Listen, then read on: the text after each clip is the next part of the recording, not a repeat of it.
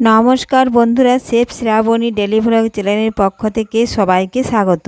তো আজকে আমি আবার একটা রেসিপি আপনাদের সাথে শেয়ার করতে চলেছি। আপনারা পুরো ভিডিওটা প্রথম থেকে শেষ পর্যন্ত দেখতে থাকুন। কোনো বন্ধু নতুন হয়ে থাকলে চ্যানেলটি সাবস্ক্রাইব করে বেল আইকন অলে সেট করে দিন সবার প্রথমে আমার এই রেসিপি পেতে। চলুন তাহলে শুরু করি। তো দেখুন বন্ধুরা, এখানে আমি মুগ কলাই আধ ঘন্টা আগে ভিজিয়ে রেখেছিলাম। এই দেখুন 100 গ্রাম মুগ কলাই ভিজে কতটা হয়েছে। আর এই দেখুন আমি ধুয়ে 3-4 বার ধুয়ে দেখুন জলটা ফেলে দিয়েছি। এই দেখুন মুগ কলাই। এখন এই মুগ কলাই আমি এই মিক্সিতে বেটে নেব। দেখুন সমস্ত মুগ কলাই আমি ঢেলে দিলাম। আর এটা বানাবো আমি সম্পূর্ণ নিরামিষভাবে। প্রত্যেক দিন ডিনারে কিংবা ব্রেকফাস্টে রুটি, লুচি, পরোটা খেতে ভালো না লাগলে এই রেসিপিটা একবার করে নিতে পারেন। তো দেখুন বন্ধুরা, আমি 100 গ্রাম মুগ কলাই ভিজিয়ে রেখেছিলাম, দিয়ে দিয়েছি। আর এই দেখুন আদার টুকরো করে কেটেছি, তো সেটা আমি এখানে গ্রেড করে নিচ্ছি, তাহলে ভালোভাবে মিশে যাবে। এই দেখুন 2 টুকরো আদা নিয়েছি, দিয়ে গ্রেড করে দিয়ে দিচ্ছি।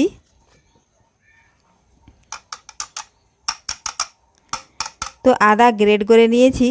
এখন দেখুন আমি দিয়ে দেব 2টো কাঁচা লঙ্কা।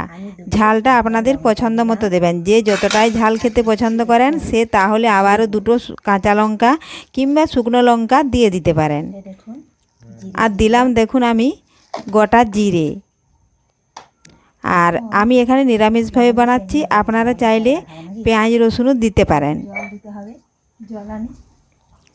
তো দেখুন বন্ধুরা, এখন আমি পরিমাণ মতো জল দিয়ে দেব।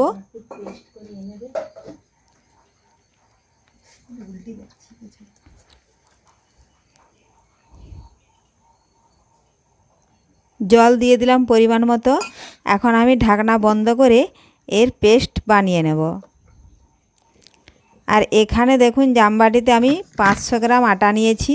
আপনারা এটা কম বেশি করে নিতে পারেন, যার বাড়িতে যেমন পরিবারের সদস্য আছে তো সেইভাবে এটা কম বেশি করে নিতে পারেন। আর দেখুন আমি এখানে এর পেস্ট বানিয়ে নিয়েছি। এই দেখুন এইভাবে মিহি পেস্ট একটা তৈরি হয়ে গেছে।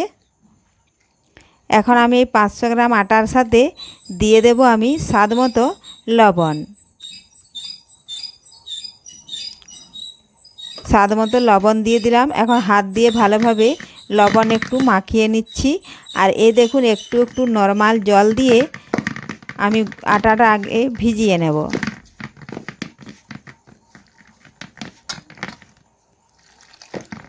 একটু বেশি বেশি করে জল দিতে হবে, একটু একটু দিলে তাহলে দলা পাকিয়ে যাবে, ভালো মাখানো যাবে না।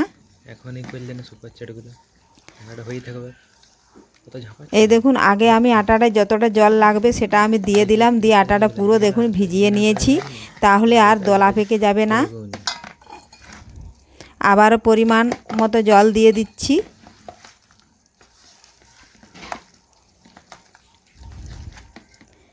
এটা হাত দিয়ে মাখালে সব থেকে ভালো হয়। আর এখন দেখুন আমি এই বাটারটি এর মধ্যে ঢেলে দিলাম।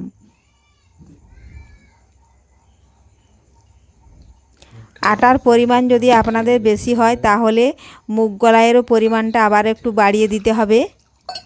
দেখুন এটা ধুয়ে আমি আবারও কতকটা জল দিয়ে দিচ্ছি।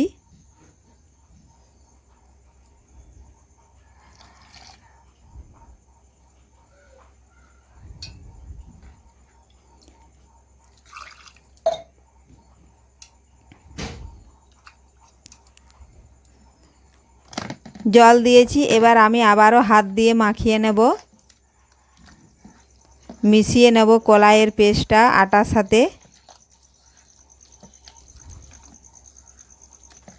আর আমি এটা মাঝে মধ্যেই করে থাকি, কারণ একঘেয়েমি রুটি পরোটা ভালো লাগে না, এজন্য আমি মাঝে মধ্যেই এটা করে থাকি। খেতে খুব খুব সুন্দর লাগে। এ দেখুন যদি মনে হয় পুরো হয়ে গেছে আমি আবারও একটু জল দিয়ে দেব। যত পাতলা হবে ততই ভালো হয়, এটা বেলতে সুবিধা হয়, পাতলা হলে মোটা হলে ভালো হয় না। তো আমি এখন এই পর্যন্তই দিলাম, তারপরে আবার লাগলে আমি জল দিয়ে দেব। তো দেখুন বন্ধুরা, আমি সব কিছু একসাথে মিশিয়ে মাখিয়ে নিলাম।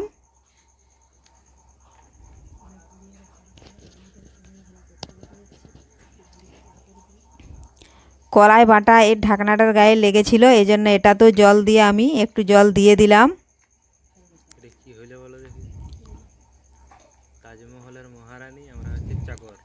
এই মহারানী এখন উঠবে, চা দিয়ে আর এই রেসিপিটি বানানো খুবই সহজ, একবার দেখলেই আপনারাও বাড়িতে যে কেউ বানিয়ে নিতে পারবেন।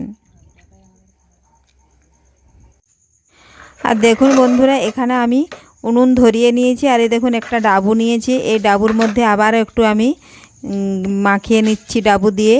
আর দেখুন এখানে তাল পাতা নিয়েছি, জল নিয়েছি, আর এই যে আলু নিয়েছি, এটাতে একটু তেল দিয়ে এই দেখুন তাওয়া গরম হয়ে গেছে, তাওয়ার মধ্যে একটু বুলিয়ে দিলাম।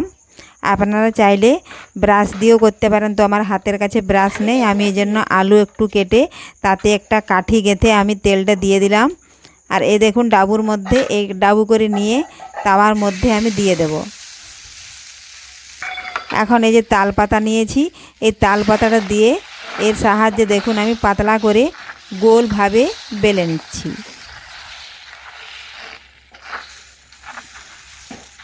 এটা যত পাতলা মেলতে পারবেন ততই ভালো হয়।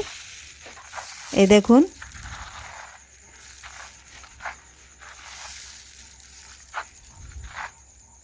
এইভাবে বেলে দিলাম। এখন আমি একটা থালা চাপা দিয়ে দেব কিছুক্ষণ, তাহলে কি সুন্দর উঠে যাবে। তো এটা আমাদের এখানে বলি আমরা মুগ সাউলি, তো আপনারা কি বলে থাকেন জানি না, কারণ মুগ কলাই আর আটা দিয়ে বানাচ্ছি, এজন্য এটার নাম মুগ সাউলি।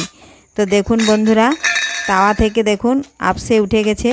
তো এখন আমি আবার ওই আলুটা দিয়ে একটু তেল নিলাম, দিয়ে এর উপরে দিয়ে দিলাম। অনেকে এটা আবার কলাই রুটিও বলে থাকেন। তো দেখুন বন্ধুরা, উল্টে নিয়েছি, উল্টে নিয়ে আবারও কিছুক্ষণ আমি ভেজে নেব। তো দেখুন বন্ধুরা, ভেজে নিয়েছি, দেখুন দুপাশে ভাজা হয়ে গেছে। এইভাবে আমি সমস্ত মুগ সাউলি বা কলাই রুটিগুলো আমি বানিয়ে নেব।